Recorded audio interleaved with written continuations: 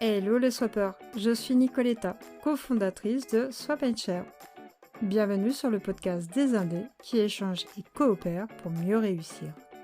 À chaque épisode, nous traitons un sujet ou une question posée par un indépendant. Et pour lui apporter les meilleurs conseils, je fais appel à un expert de la tribu Swap & Share. Si toi aussi, tu veux nous soumettre ta question, envoie-moi un message via la page de contact de notre plateforme. Lors de notre avant-dernier épisode, nous avons traité le problème de Julie, graphiste, qui avait du mal à répondre efficacement aux offres de mission et qui de fait n'était jamais retenue. Pour l'aider, j'avais fait appel à Manon Taillefer, qui accompagne les freelances créa pour les aider à bien vivre de leur activité. À cette occasion, je lui avais demandé de revenir nous donner des conseils pour t'aider à bien cadrer tes prestations de services pour mieux satisfaire tes clients. Comme à son habitude, Manon a été très généreuse dans ses conseils, à tel point que nous avons décidé de diffuser ce nouvel épisode en 2 parties. Dans la première partie, nous avons vu le devis, les modifications, le brief, la compte, le planning et le cahier des charges. Si tu ne l'as pas encore écouté, je te mets le lien dans la description. Aujourd'hui, nous allons voir la cession de droits, la livraison et les CG. Pour rappel, Manon a été directrice artistique et planeur stratégique en freelance pendant 8 ans. Le métier de freelance, elle l'a appris à la claque, comme elle aime le dire elle-même. C'est-à-dire qu'elle a commis toutes les erreurs de débutante et au fur et à mesure de ses missions, elle a mis au point des techniques et des méthodes pour mieux vivre son activité. Depuis plus de 2 ans, elle a transformé cette expérience en une approche d'accompagnement mêlant du conseil, du design et du coaching. Elle dispense également ses enseignements au sein de l'école Gobelin à Paris et bientôt, tu pourras retrouver tous ces enseignements dans une formation hyper concentrée puisqu'elle a explosé les objectifs de sa campagne de crowdfunding dédiée à la réalisation de ce nouveau projet. Nous retrouvons Manon et ses excellents conseils après une courte présentation de Swap & Share.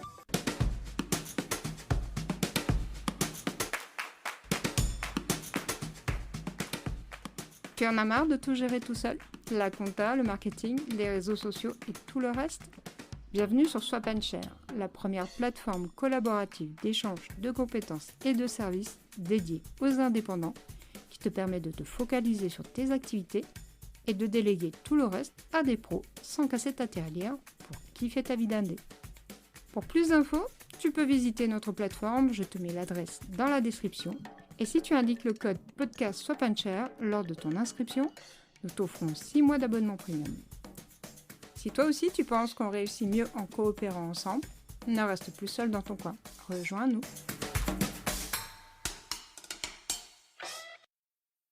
Allez, c'est parti. Retrouvons tout de suite Manon pour découvrir ses 3 derniers conseils pour cadrer efficacement tes prestations de service. Il nous reste 3 grandes thématiques, la cession de droit, la livraison et les CGV. Allez, je te suis. La cession de droit, c'est quand même le sujet qui est le moins maîtrisé par les artistes. Il y a une bonne raison à ça, c'est qu'en fait, la plupart du temps, on n'y est pas ou peu formé et que, du coup, c'est un petit peu compliqué. Ce qu'il faut expliquer aux clients, c'est que la cession de droit d'auteur, ça correspond à un montant, ça correspond à de l'argent. D'une part, la prestation, c'est un travail qu'on fait, et donc ça coûte des sous. Typiquement, vous allez chez le boulanger, le fait de fabriquer son pain, ça lui coûte du temps, donc ça coûte des sous. Mais sauf qu'une fois que vous mangez le pain, vous l'utilisez pas après à d'autres fins, ça vous permet pas de rapporter de l'argent, de vendre votre travail, etc., etc., d'accord? Vous avez juste payé la production et la matière première quand vous achetez votre pain. Quand vous êtes créa, la prestation, son coût, c'est-à-dire le temps que ça vous a pris de produire une vidéo, de produire une charte graphique quand on est graphiste, eh ben, c'est comme faire le pain. Ça coûte de l'argent. Mais, il y a un deuxième truc, c'est qu'en fait, en France, il existe ce qu'on appelle les droits d'auteur. Et les droits d'auteur, c'est l'usage qu'on fait après de votre création. Et en fait, ça coûte de l'argent, parce que ça représente énormément de valeur. La cession de droit, ça correspond donc à un montant. Ce montant, il est calculé en fonction d'un certain nombre de critères. Et donc la cession de droit, en fait, on l'encadre dans le temps, dans l'espace, et par média et ou par quantité.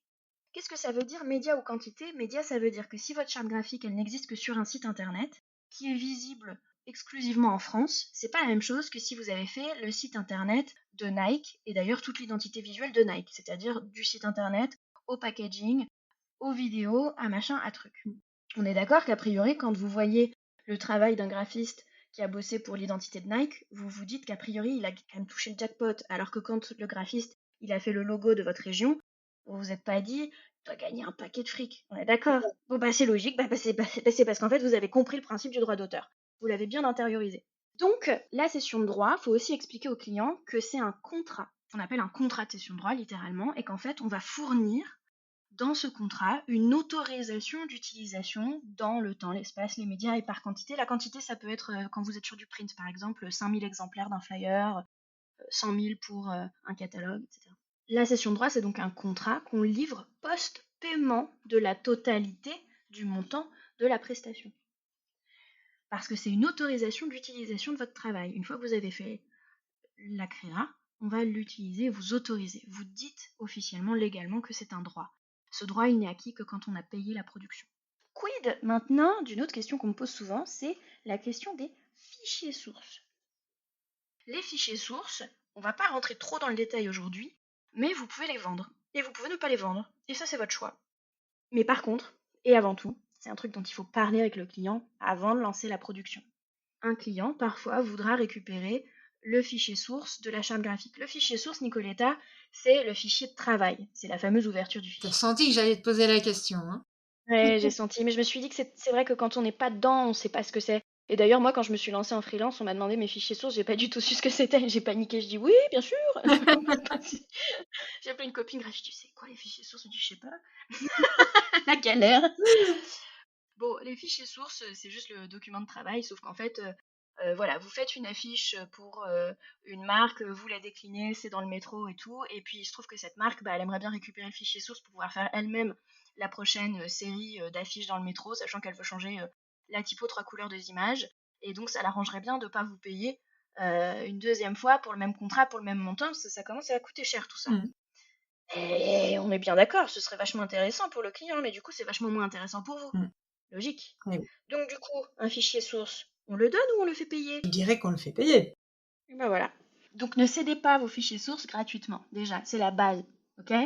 On n'ira pas beaucoup plus loin, mais ne les cédez pas gratuitement. Et surtout, si vous ne voulez pas les céder, vous n'avez aucune obligation de les céder. Mais il faut que ça ait été d'un commun accord avec le client. Il y a des clients qui partent du principe que de toute façon, vous cédez tout et vous livrez les fichiers sources, comme ça il pourra tout utiliser.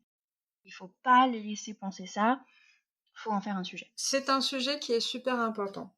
Ça paraît logique maintenant qu'on le dit. Mais le client, lui, c'est pas logique du tout pour lui. Donc c'est super important, effectivement, de poser la question, et je le dis par expérience, parce que j'ai vécu ça côté client. Ouais, c'est un point de friction comparable d'ailleurs au point de friction sur les modifs en fait, parce que c'est une attente client non formulée qu'il va falloir découvrir par le mode de questionnement au moment des entretiens préalables à la production. C'est ce que j'appelle la gestion de projet pré-prod en fait, c'est de la pré-prod, pré-production. T'es boulangère, tu vends ton pain, tu vends pas ta machine à pain. Et la machine à pain, on est d'accord qu'elle coûte plus cher que le pain, Ah oui. parce qu'elle peut rapporter vachement plus d'argent qu'un seul pain. Donc un fichier source, bah, c'est censé coûter plus cher qu'une Toi, production. c'est une possibilité que tu laisses au client, ou c'est quelque chose que tu évites quand même? Non, moi je les donne pas. Alors les donner, non. Et les vendre? Moi je les cède pas. Pour une raison assez simple, c'est que franchement, j'ai juste pas envie de gérer ce truc-là. J'ai pas envie. J'ai pas envie de me poser 14 000 questions sur combien ça va me coûter, combien je vais devoir négocier avec le client. Le client il va pas être d'accord, il va pas comprendre, et machin et truc. Donc je le dis d'entrée de jeu, je les fournis pas. Et si je suis face à un client dont c'est évident qu'il en a besoin dans la production, et en plus de ça, les fichiers sources, juste quand même une précision, dans certains cas, c'est évident que vous devez les donner en fait. C'est pas une question, c'est vous devez et vous êtes obligé de le faire parce qu'en fait ça fait partie de la presta. Typiquement, vous faites le design d'une landing page, mais vous êtes obligé de fournir votre fichier source. Juste, c'est évident. Enfin, c'est comme ça aussi que le client, après, il peut récupérer votre travail. C'est comme ça qu'après, le dev, il peut récupérer aussi les éléments. Enfin, ça fait partie de la production en elle-même d'un site internet. Et dans ce cas-là, par exemple, bien sûr que le fichier source, il est inclus dans la prestation et vous le livrez. A contrario, vous faites justement des affiches pour le métro, c'est pas du tout logique que vous fournissiez le fichier source.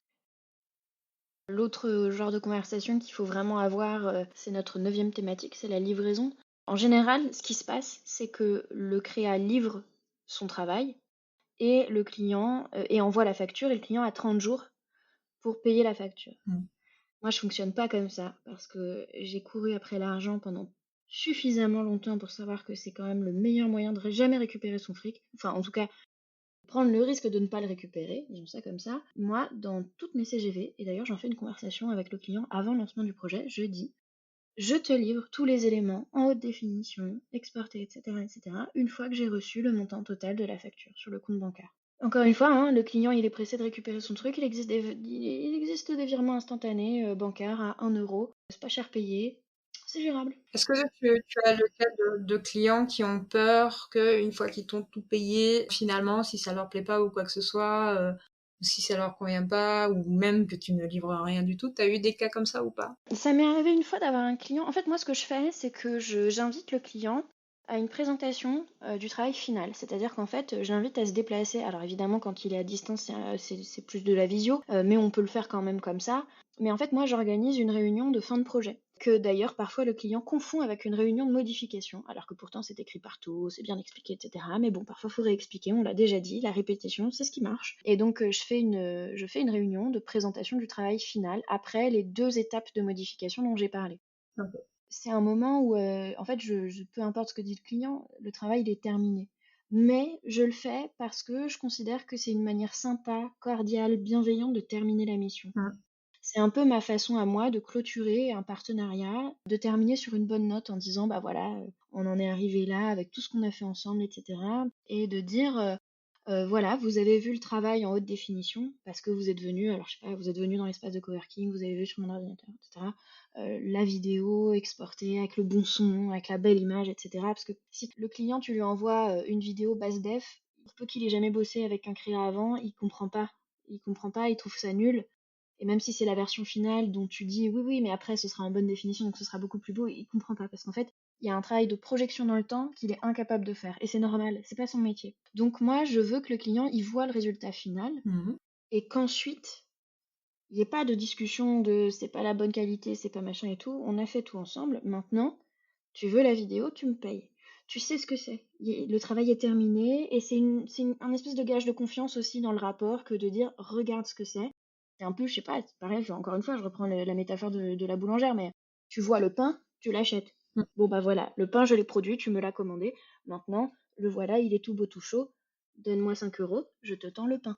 Cette conversation, on l'a avant. Mm. Et à la fin, dernière réunion, présentation, etc., vous aussi. Donc je vous rappelle que je vous livrerai la vidéo en haute définition dès que j'aurai reçu le virement sur mon compte bancaire. Top. Moi, je suis pas choquée par le fait de payer par avance, avant d'être livré, mais c'est encore une fois une question de confiance. Ouais, Si la personne, elle est super réglo, si on parlait tout à l'heure de rassurer le client sur le sérieux, en cadrant tout. C'est quelque chose qui va se retrouver à ce moment-là, au moment du paiement.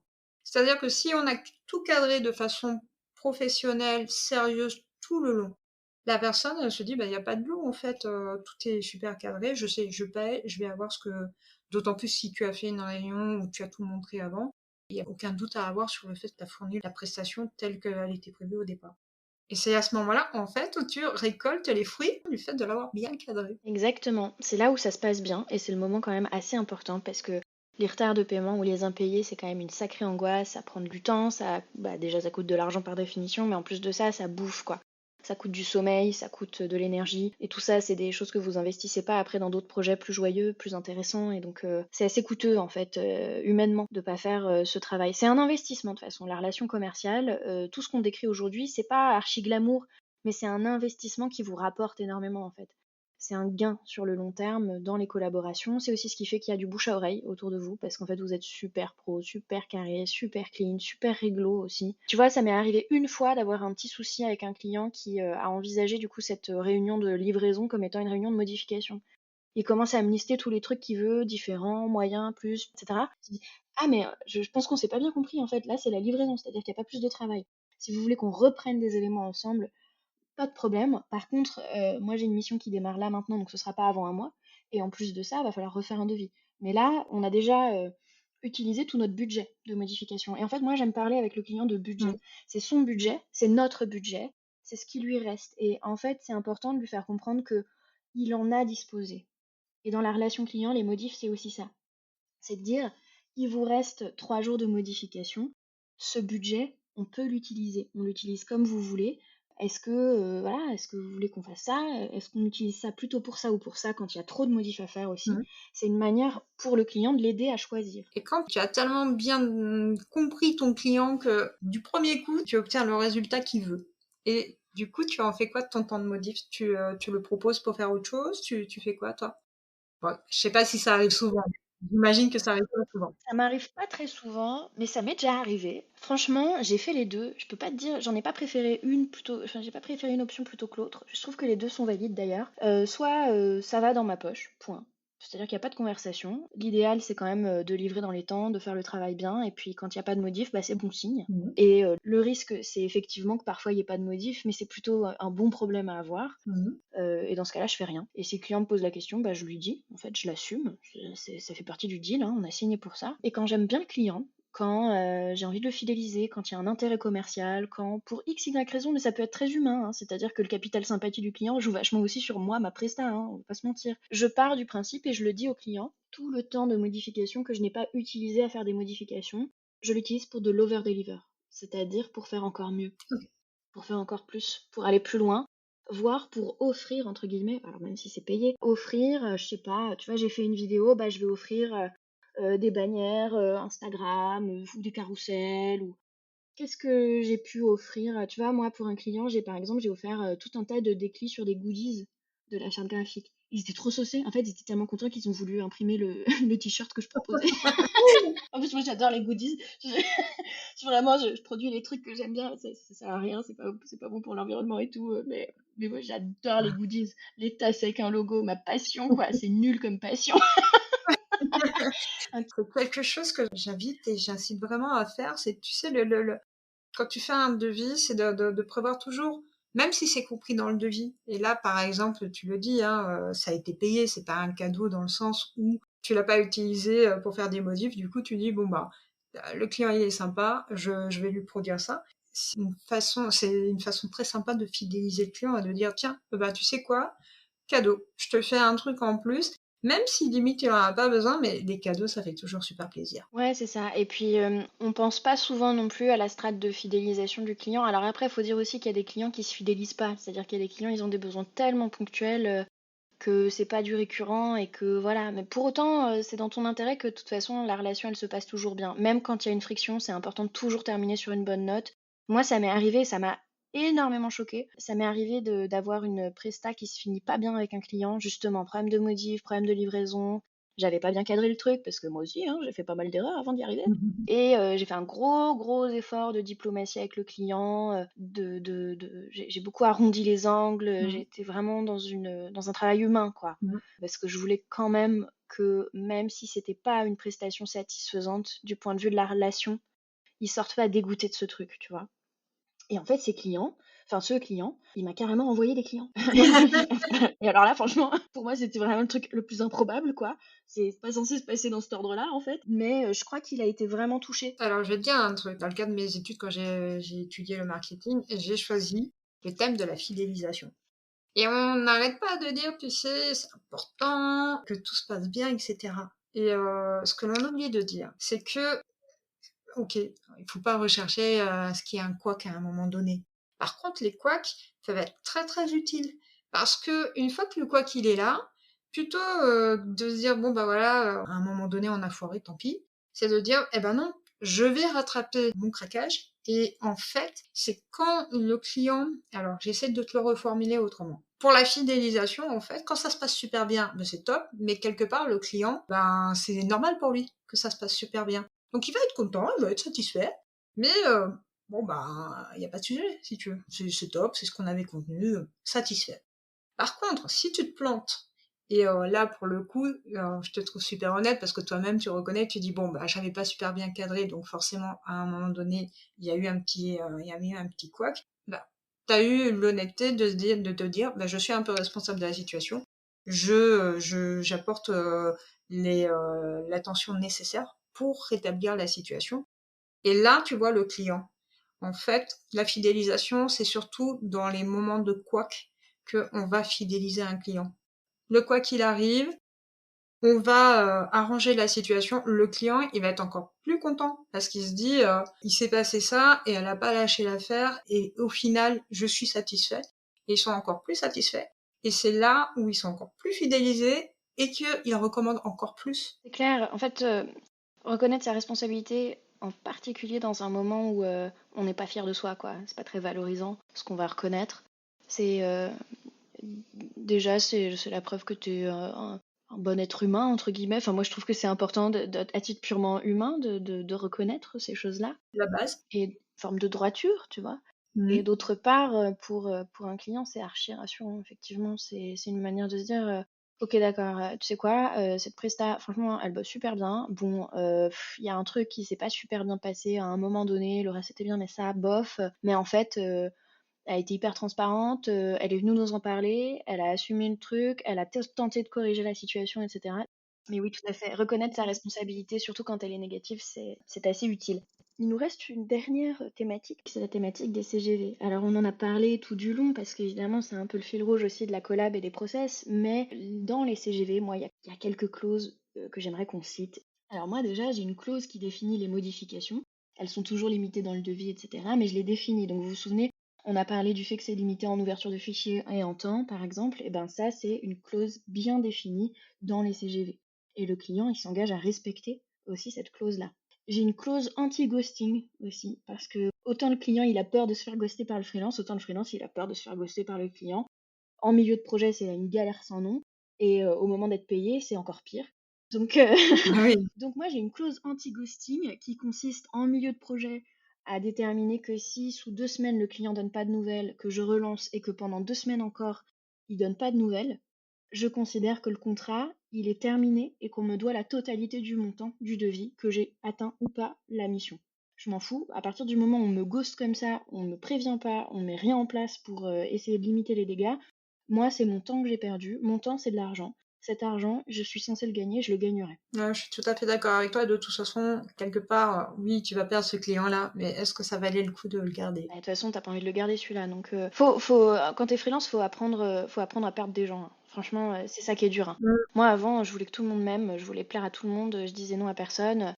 Bah, je me suis fait bien ghoster. C'est la morale de l'histoire. De toute façon, Voilà, quand vous faites tout super bien, c'est ça. ça, c'est pas une garantie anti-ghosting. Donc, autant cadrer. Autre chose, moi j'ai une clause qui définit à quel tribunal de commerce on va aller si jamais on a un problème, et c'est celui à côté de chez moi. Parce que moi, quand j'ai des clients à Montpellier, clairement, je ferai pas un seul aller-retour en train pour aller à Montpellier si jamais je dois me retrouver devant le juge.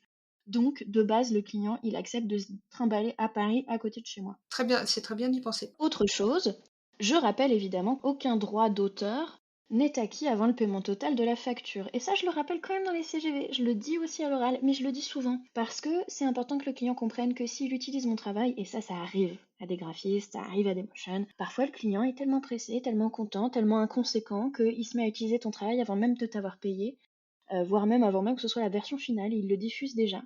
Bah, ça s'appelle de la contrefaçon. C'est du vol de propriété intellectuelle, et ça, c'est pas ok. Et ça appelle des amendes, et ça appelle de se fâcher légalement. Pas d'accord. Bravo de préciser ce truc-là parce que c'est super important de le savoir. J'ai aussi, alors pardon, c'est la minute vulgaire, mais moi j'ai une clause anti-connard. Ça s'appelle pas comme ça directement dans les CGV, mais je peux vous assurer que c'est une clause anti-connard parce que j'en ai croisé 2, 3. Pardon, il y a beaucoup de clients avec qui ça se passe extrêmement bien, c'est la grande majorité.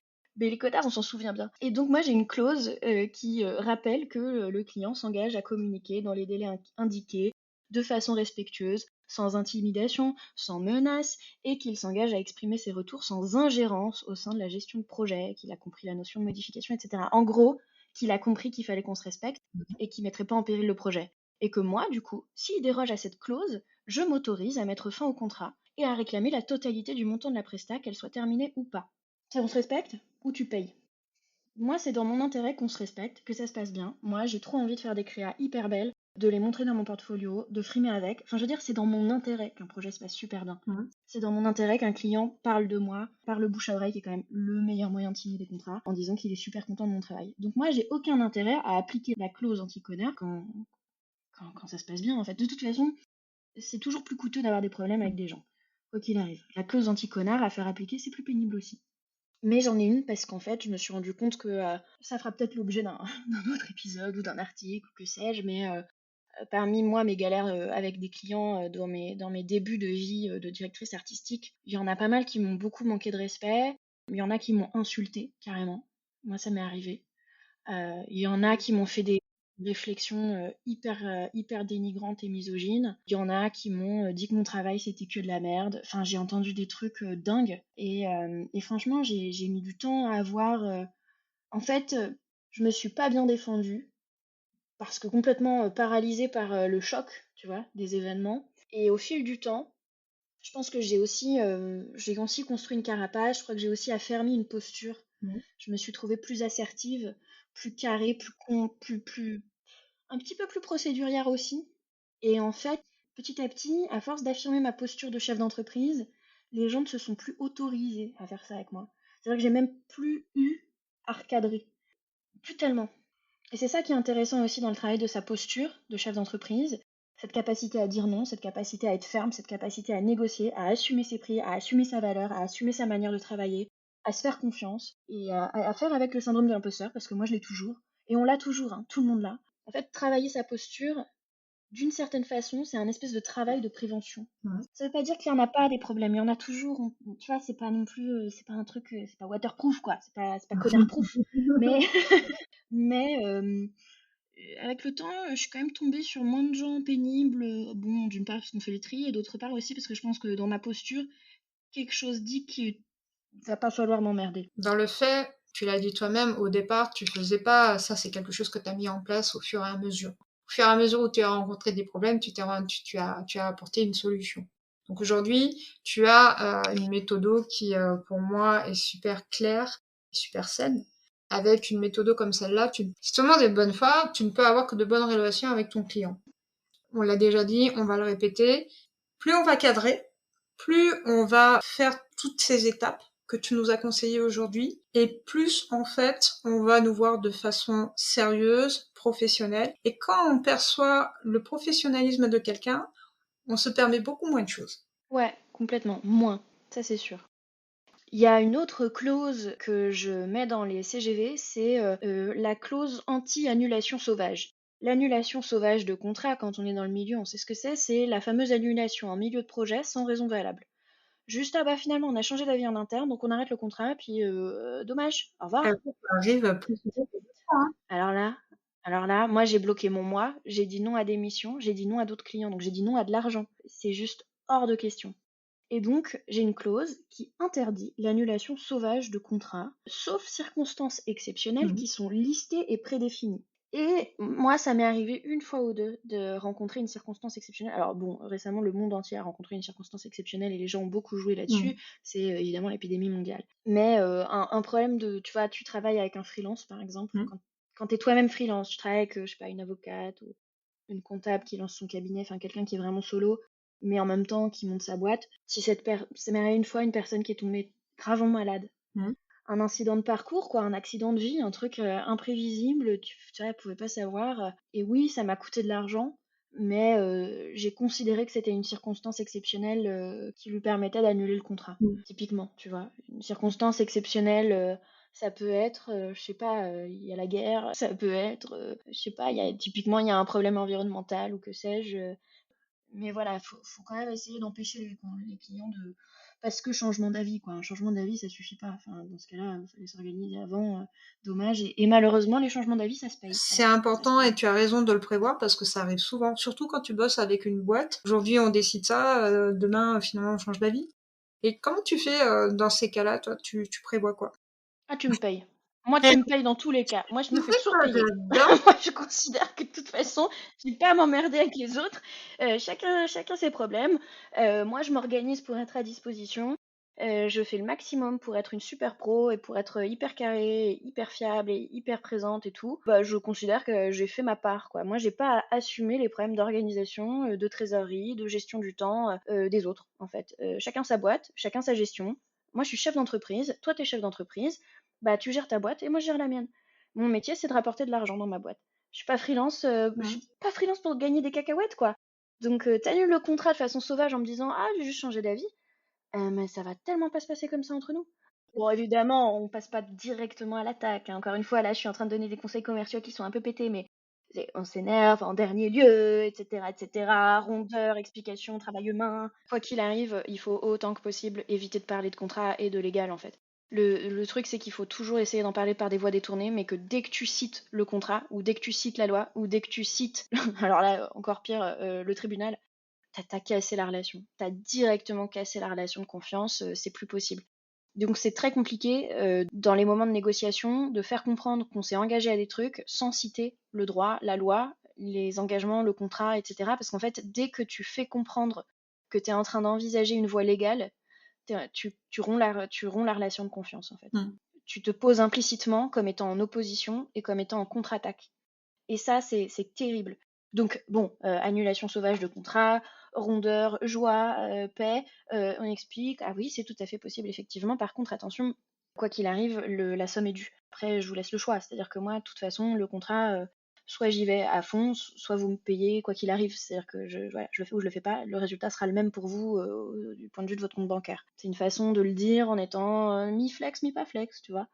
D'ailleurs, dernière chose qu'il faut dire aussi aux clients, c'est il faut qu'il y ait une clause qui rappelle ton droit de publicité. Enfin, le droit de publicité à la création, me présenter, en fait, diffuser le travail. Tu travailles pour, je sais pas, tu travailles pour un groupe d'assurance. Il se trouve que ce groupe a pas hyper envie que tu diffuses le travail de création visuelle que tu fais pour eux, pour leur communication interne. Ok, faut que tu en parles en amont avec le client et que tu dises, écoutez, moi j'ai pas l'intention d'en parler à tout le monde, mais par contre c'est un travail créatif que j'ai envie de pouvoir présenter dans un portfolio, que j'ai envie de pouvoir rendre accessible en ligne. Est-ce que c'est ok pour vous? Oui, non. Non, ok, d'accord. Dans ce cas-là, ça entrave mon droit à la publicité. Ce serait pas mal qu'on parle d'une compensation financière. Super. C'est vrai qu'on n'y pense pas du tout à ça. Bah attends, c'est ma créa, hein. En attendant, rappelle juste, les droits d'auteur, c'est des droits de location. Ça ne sont pas c'est pas des droits de propriété. En fait, tu loues le droit de diffuser une œuvre, d'en disposer, etc. Alors, on va pas rentrer dans toutes les subtilités du droit d'auteur. En réalité, il y a quelques exceptions un petit peu plus subtiles, un petit peu plus compliquées, mais pour une charte graphique, si c'est limité dans le temps et que tu donnes le droit, tu cèdes ton droit de diffusion, droit d'auteur pendant, je sais pas, 10 ans, il se passe quoi au bout de 10 ans? Tu crois qu'elle est toujours proprio, la boîte? Elle est trop à proprio de ton droit, en fait. Ton droit, il te revient. Hop, boomerang. Ça s'appelle de la location. C'est comme une voiture. Tu pars avec en vacances et tu la rends après.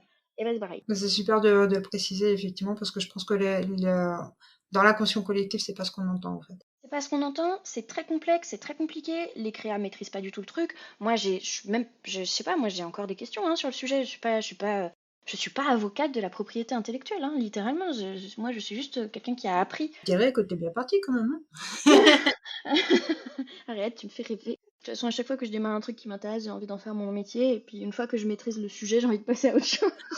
Mais je te comprends C'est pas rentable. C'est pas rentable. C'est passionnant, mais vraiment pas rentable. C'est pas rentable effectivement de le faire comme ça. Par contre, c'est juste génial que tu penses à tout ça. Autant tu feras pas ça à longueur de journée, autant c'est un gros plus quand on fait appel à toi de savoir qu'effectivement tu maîtrises cette partie-là parce que je pense qu'elle est pas maîtrisée par beaucoup de monde, tu vois. Donc bravo.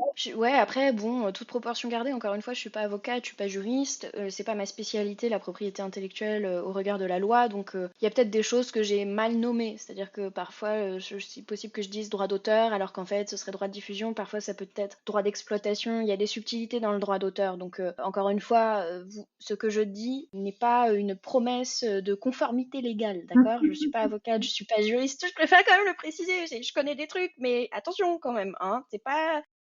Par exemple, si je peux te conseiller de boire du jus de citron et du miel dans de l'eau chaude quand t'as un rhume, je suis pas médecin, tu vois, c'est un bon conseil, mais toute proportion gardée, quoi. T'as tout à fait raison de préciser. Mais en tout cas, ce que je peux dire, c'est que tu maîtrises vachement bien ton sujet. C'est topissime tout ce que tu nous as livré, mais vraiment, C'est une masterclass plus. C'est un truc de dingue que tu offres tout ça. C'est vraiment dingue. Donc, un grand merci. Merci Nicoletta. Et c'est moi qui te remercie pour ce bon moment qu'on a passé ensemble. On va se retrouver puisque tu as encore des milliers d'idées de sujets et moi j'ai trop envie de les faire avec toi. Donc je te dis juste à bientôt du coup. À bientôt Nicoletta, grave carrément. À la prochaine. On remet ça vite. Salut. Ciao.